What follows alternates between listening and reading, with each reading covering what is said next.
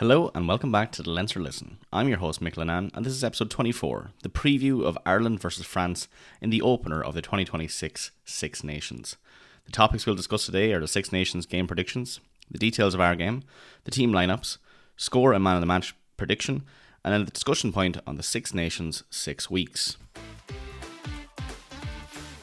Alright, so the wait is finally over. Six Nations round 1. Yes, very exciting, folks.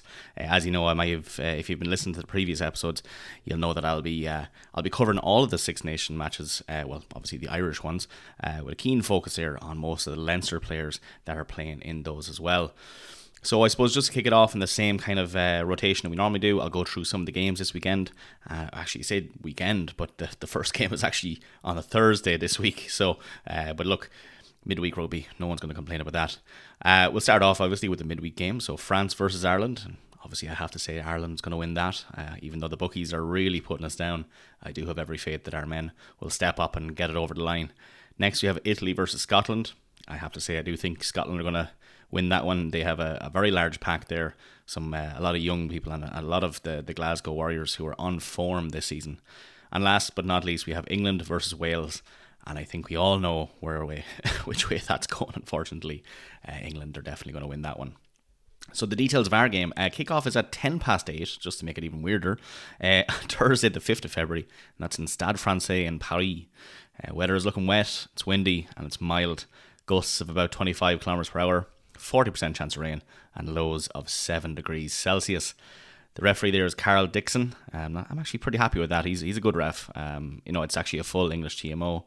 So I'm fairly sure they hate both of us equally, so we're not going to get any trouble there. Where you can watch it, if you're very lucky, you can watch it in Stade Francais, or you can watch it on RTE or ITV for those in the north. Right, getting straight into the Ireland lineup. Here we go. Number 15, Jamie Osborne. 14, Tommy O'Brien. 13, Gary Ringrose. 12, Stuart McCluskey. 11, Jacob Stockdale. 10, Sam Prendergast. 9, Jemison Gibson Park. Moving into the forwards there. Number 1, Jeremy Lockman. 2, Dan Sheehan. 3, Thomas Clarkson. 4, Joe McCarthy. 5, Tyg Byrne. 6, Keane Prendergast. 7, Josh van der Fleer. And number 8, Caelan Doris, our captain. Going into the replacements there, we've 16, Ronan Kelleher. 17, Michael Milne. 18, Finlay Beelum. 19, James Ryan. 20, Jack Conan. 21, Nick Timoney. 22, Craig Casey, and last but not least, 23, Jack Crowley. Straight into the France lineup there, we have number 15, Thomas Ramos, 14, Tio Atisogbe, 13, Nicolas Deporter, 12, Yoram Mifana, 11, Louis Bielbiari, 10, Mathieu Jalibert, 9, and their captain, Antoine Dupont. Into their forwards pack there, we have number 1, Jean-Baptiste Gros, 2, Julien Marchand, 3, Dorian Aldeguerri, 4, Charles Olivon, 5, Michael Guillard, 6, Francois Croix, 7, Oscar Yegu, and number 8, Anthony Gelonche. Into the replacements there, we have number 16, Peter Movaka, 17, Rodrigue Neti, 18, Regis Montan, 19, Hugo Aradou, 20, Emmanuel Mefu, 21, Lenny Nushi, 22, Baptiste Serran, and 23, Calvin Gouriez. Yeah, look, I think I did a pretty good job here naming all those French names. I'm going to give myself a little pat on the back for that. Bench splits here, if you haven't noticed, is a 6-2 split on both sides. So we're both opting for that bomb squad split, which is very expected given the situation on both sides there for the prop situation. Who to watch in Ireland? Jemison Gibson Park. Yeah, look, the ruck speed is going to be vital to this game. Kicks to get out of dodge as well. It's going to be a lot of kick tennis there as well. Obviously the passing, all of those need to be pinpoint. And Jemison Gibson Park knows how to do all three of those things. So we're in good hands. And look, even if shit hits the fan, Craig Casey is a very close second there. It's great having on the bench.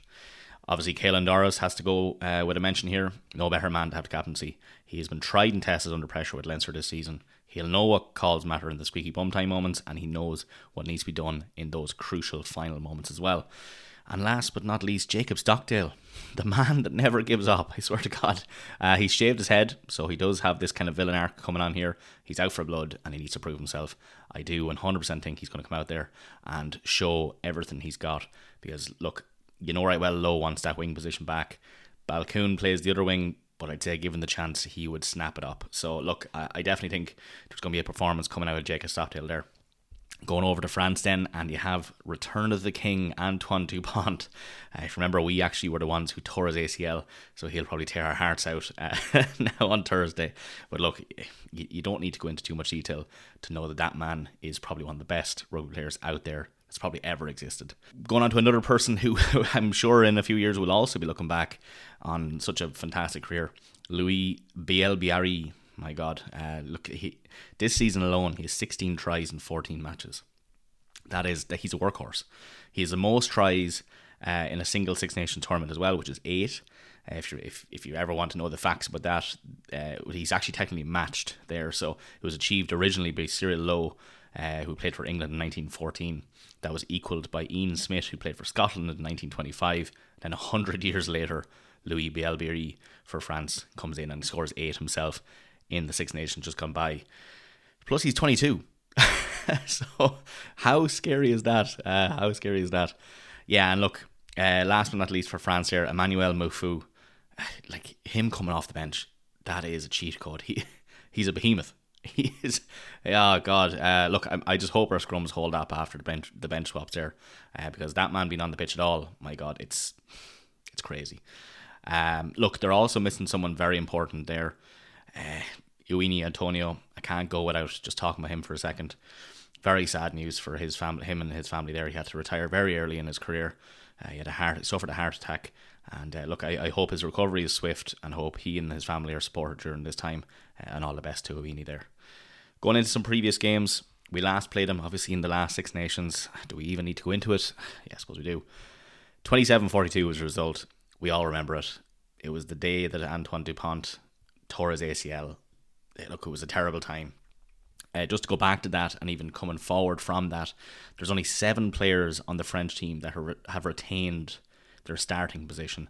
Those would be Thomas Ramos, Yoram Afana, Louis Bielbiari, Antoine Dupont, Jean-Baptiste Gros, Michael Guard, and Francois Croix. So only 7 of them. So that'll tell you how much that has shifted.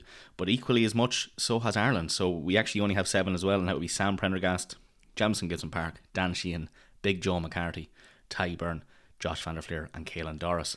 So, you know, you'd wonder what's going to happen there. I think the French team probably have an awful lot more impact there. I think they've some of the players there. A lot of them are tenured. A lot of them have a load of caps. We've a lot of young people in our team there. You know, even going into looking at our bench there, like you've Michael Milne. He only has 2 caps for Ireland currently. You have Nick Timoney. He only has 6. It's a bit crazy. Even our starting pack there, Jeremy Lockman and Thomas Clarkson, they've only 15 between them. So, you know, not very tenured in Ireland. But look, fantastic players. I have every faith in them. I know we're being written off here, and I suppose going into that, we'll go into the kind of prediction here. The bookies have us at 9-2 with no handicap. Like that's crazy. I didn't think it was going to be that high. They have us at plus 14 points on 10-11 on. So they honestly think they were going to be bet by more than 2 converted tries. If I was to give my predicted score, I'm actually going to go with a very low score here. I'm going to go 14-19, and I'm going to say we're going to nip it at the very last minute. I think we're going to get a try. It's going to be a draw up until the closing moments of that game, and we'll get a try and probably not convert it. But in saying that, I will say the man of the match prediction, I do think it's going to be Jelonch. And I'm saying that because I do think it's going to be a draw up until the very end. But he's a very good player, so I think he'll be the integral piece to the French team. Alright, so moving on to the discussion point. An interesting one. So, obviously, it's strange enough that we're starting on a Thursday. Yeah, fair enough. It's also strange enough we're starting at 8:10 on a Thursday. But another thing that is a little bit strange this year is that they've actually removed one of the rest weeks. So the Six Nations used to go over 7 weeks, and you would notice that it kind of felt like a festival, you know, kind of spanned nearly over 2 months. It was a cool period there, but now they've actually reduced that to kind of compress it into the 6 weeks. They've removed one of those rest weeks.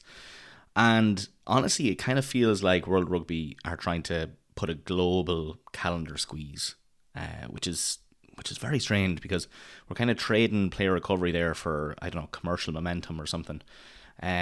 And then you kind of have to wonder then as well, does a shorter does a shorter window kind of favour France's depth, because they have an awful lot of world class options there, and as far as their injuries go, yeah, it's not as deep as Ireland's at the moment. Now, obviously, I'm not saying there's some French conspiracy happening here, but it kind of does punish Ireland's system, especially when we rely so heavily on the Leinster team, who are already in the depths of despair here in terms of injuries. But if you're getting dings in now for 2 weeks in a row, and you don't have that week 3 to heal, if you go straight back out and play that third week, it's going to be a quality versus quantity debate here. So I don't know. Like in the old format, you would have noticed that they'd always reassess the players. Be a couple of training sessions that'd be an awful lot weaker there. You'd make sure that you could bring people up. But now I don't really think you have the option there. So you're going to have to try and train all the players constantly to get this war of attrition going. And I think it's going to be a bit sloppy. I think it might change the whole dynamic of the Six Nations. You might see more players being called from the A's there. Although I wouldn't be a bit annoyed if JJ Kenny came off for that, but he'd be the least likely of the few that would come up. It's mostly looking at the forwards there, which we already have an issue with, But the Six Nations fever used to last that 2 months. I remember it was always just this really cool. Every weekend you were kind of like, getting ready, and then the rest weeks come up and you're getting that kind of suspense moment and waiting for them to come, and absence makes the heart grow fonder kind of thing, But now it's so compressed, and it's over so quickly. And World Rugby just seemed to always trying to make things quicker with rugby union. Now you had less kicking times at the tees, speed up scrums, goal line dropouts for held up balls, and now you're talking about the Six Nations being quicker. So it's a strange one. And I guess maybe the factor here was that the Investec Championships Cup is a little bit closer now, so it's in the first weekend of April. But if the price of a global calendar is physical burnout or injuries of the best players in some of the best nations in rugby, is that really worth the trade-off for the fans? Like, it just seems to be a money grab nearly, just to we don't have to spend too long here focus on that. We'll just get all the money in that 6 weeks, and then off you go back to your other championships. And look, it is going to affect us more than anyone else. So our players are going to be they're going to be exhausted by the end of this. They're going to be exhausted. Like 6 weeks of high impact rugby against some of the best players in the world. You'd nearly wonder, did the South African rugby bribe the organisers to better their chances in the Investec Champions Cup in the URC? I don't know. I'll probably get my tinfoil hat on again for that. Anyway, folks, that's her. I won't keep it too long. If you haven't already, please do follow us on social media. Look, enjoy this week. It's going to be one of the best weeks ever. It's rugby audience's Christmas. We wait an extra 3 months for our Christmas. So look, all the best. Can't wait to watch. And as always, thanks for listening.